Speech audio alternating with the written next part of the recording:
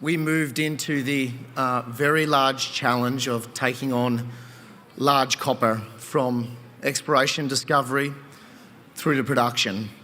Timeframes that might be considered as a real barrier to entry these days.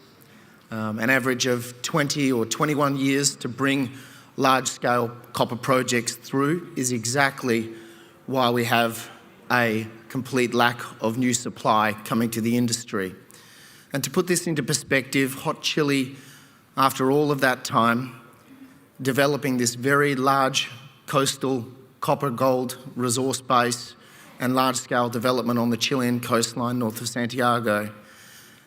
This is one of 5 copper developers outside of the control of the majors, which is holding a plus 100,000 tonne per annum copper project. So projects that can produce in excess of $1 billion US revenue for long life.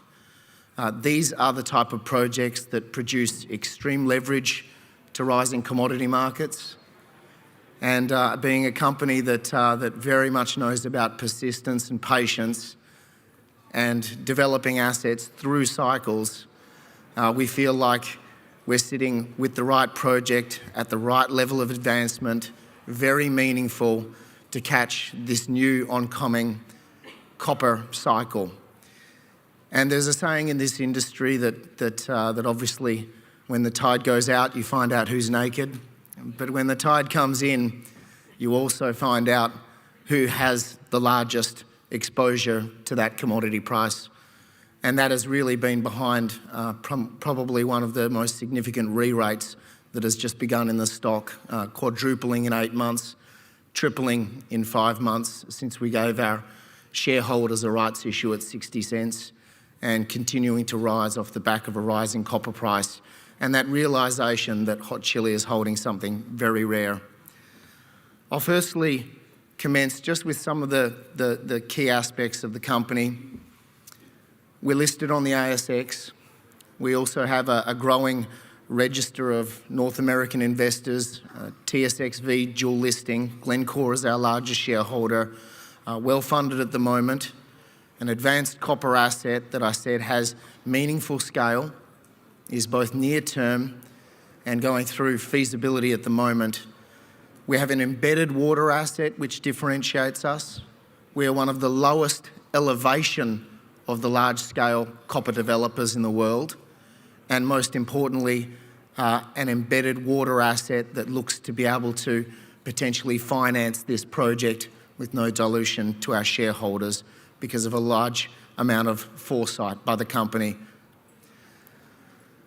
Moving forward to really what is one of our first key differentiators, its location. We are located down on the Chilean coastline, 600 kilometres north of Santiago, in what is one of the largest clusters of undeveloped major copper projects in the world, in a country that is Tier 1 jurisdiction for mining in Chile, and which produces around 25% of the world's copper.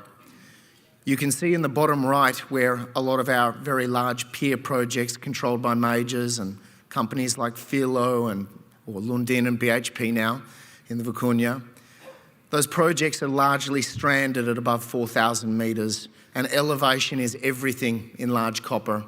It is what has led to a lot of these copper projects having large challenges on capital costs and operating costs. Those are the challenges which we simply do not face down at 700 metres on the Pan American Highway next to existing infrastructure and port and power. So this is a project that we've built for 17 years, 15 years since we listed, over 12 years of permitting advance to be sitting with an EIA ready to submit this year, and a project looking to come into production in 2030. Now that, again, may sound like a long time frame. We're the second closest to production for a plus 100,000 tonne project coming that's outside of the majors, and that's meaningful given where we are in the cycle and what's occurring to the economics on a daily basis as copper and gold prices rise. So this has been a methodically put together project on de-risking, and it enjoys a very low risk profile because of location, infrastructure advantage, and all of the key metrics which you're about to see.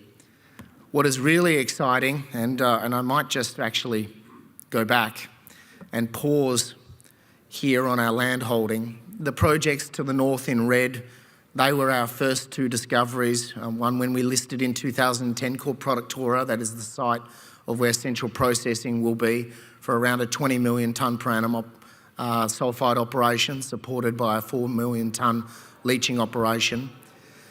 And that's supported by a second major discovery in Cortadera, which was made almost 10 years later, which supersized this project to its current 1 billion tonne resource base, $250 million invested, 85% measured and indicated, and now just at the right time, we're now ushering in a third major discovery following 7 years of consolidation efforts to the south 30 kilometres on a project called Verde.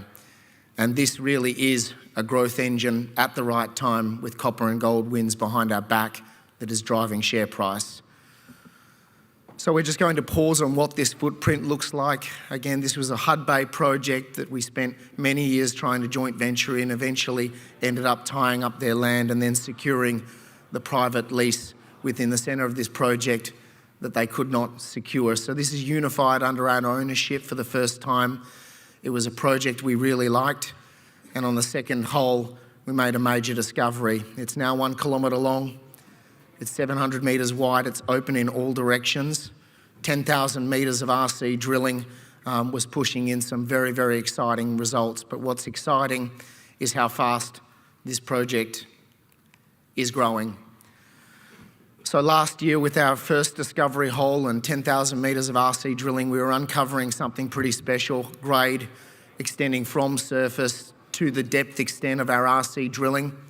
And we now fast forward to the commencement of phase 2 drilling, 4 diamond holes only, and we've almost doubled the size of this. We have a high-grade core converging. It's 600 metres long, it's 400 metres wide, and this thing is putting out some serious widths on around close to 1% copper equivalent grades, 0.6% copper, 0.3 grams per tonne gold, over 150 metre widths. These results just went into the market about 6 days ago, and we'll now be seeing a lot of diamond holes starting to put results into the market on the up-dip components. What this looks like to the company is something that's very transformational, not just to our resource base, but providing a potential high-grade starter pit for the economics of a pre-feasibility which only came out 9 months ago. So this is really exciting the market.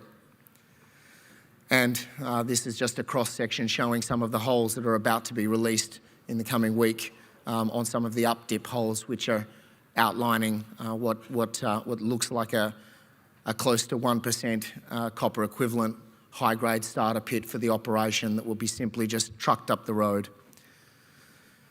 We like the scale of this. There are 3 lookalike targets around it. We haven't got to them yet. They will be drilled. A lot of them are undercover. And the yellow area there is what you see as the first discovery, and the pink area is probably the next one off the rank.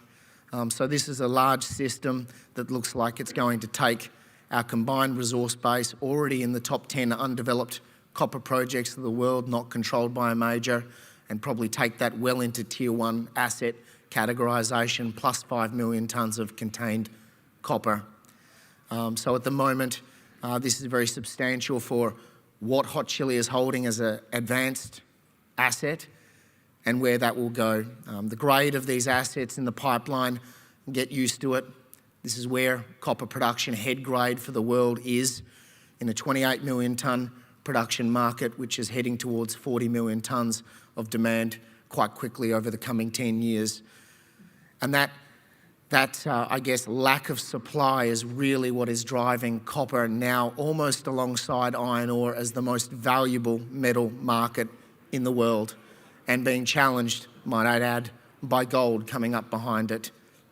So we're seeing a real shift towards the world starting to focus, and all of the major companies in the world, including BHP and Rio Tinto, the Anglo-Teck mega merger, the Rio Glencore tie-up, one of our largest shareholders in Glencore, really starting to focus on where can they get their hands on meaningful sized projects that have these kind of metrics. So this is our pre-feasibility. It came out about 9 months ago, nearly 120,000 tonnes of fine copper equivalent metal production, carried mostly by copper, around 95,000 tonnes per annum. But what we outlined was a very low risk project, bottom quartile capital intensity. That's really important. So this is a very cheap project at $1.3 billion US to build. Now that might sound quite funny to some, but projects that can put out that kind of metal for that kind of capital, there aren't very many in the world. And what that means is that we have metrics on post-tax NPVs and IRRs that change quite dramatically to copper price. And they, I guess, leverage very significantly. So we're already probably one of the 4th most leveraged significant copper developers in the world to copper price. Every 10 cents a pound on that pre-feasibility added US $100 million of NPV to our bottom line on profit. And what the leverage factor will be after the addition of Verde to our resource base, probably a very significant jump on that leverage to our mine plan of over 50%, and probably establishing Hot Chili as the boat that will rise fastest in a rising copper market.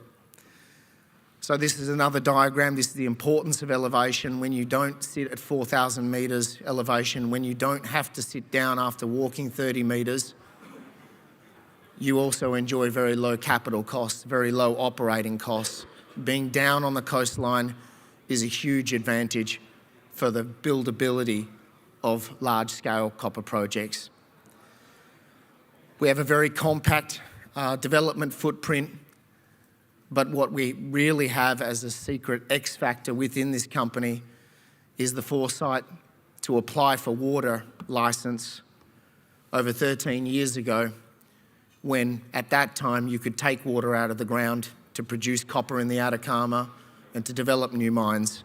And that changed about 7 years ago. The regulators in Chile changed the regulations so that you could not take continental water out of the ground for the mining sector in the Atacama, one of the most significant metal areas of the world, particularly for copper.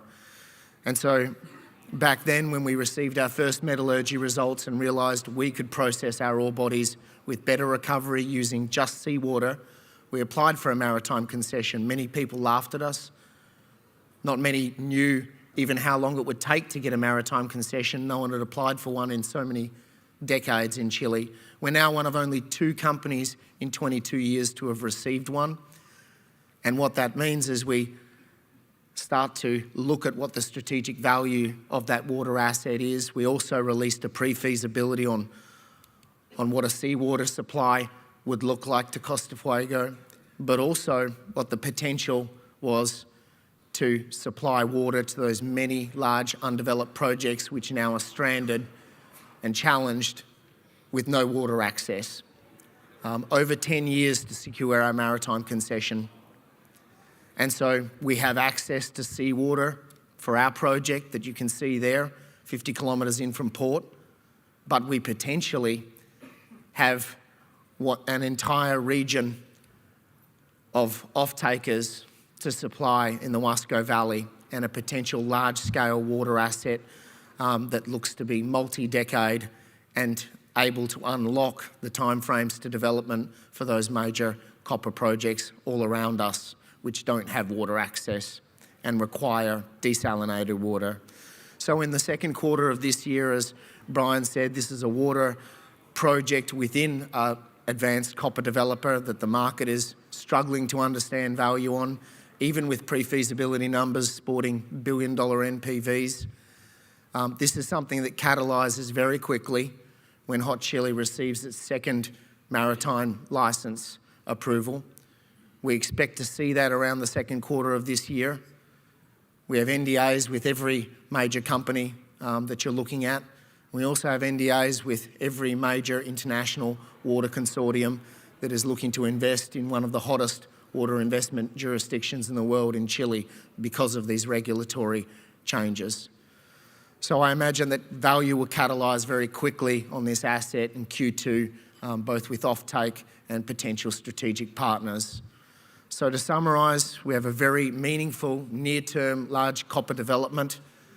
There are very few at this scale in the world, which provides very few opportunities to have maximum exposure and leverage to copper price. Having around 10% of our revenue in gold and seeing what gold is doing, we also have a huge amount of leverage with 50,000 ounces of gold production coming out of this project. But location, elevation, strategic water assets to combat things that shareholders really should care about, which is dilution per share. All of these things are combining at the right time to drive Hot Chili's share price to a re-rate, which has already begun. So thank you very much for your time.